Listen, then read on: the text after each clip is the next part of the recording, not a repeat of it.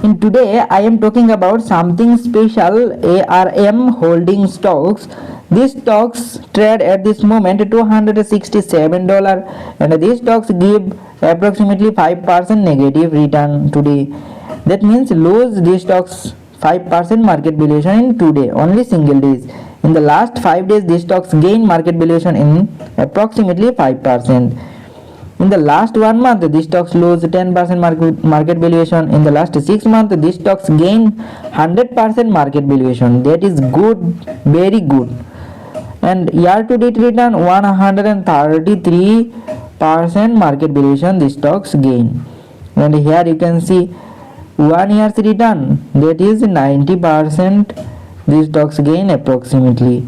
And here you can see 5 years return, which is 340% return these stocks gain. And here you can see maximum return. So these stocks list some years ago, that's why these stocks not make much money, but these stocks trying much amount to make. So if you invest $1000 in these stocks from starting, so your money will become at this moment $4000. Okay, so what do you think about these stocks? Please comment below and always do your own research before investing. Follow for more stocks breakdown.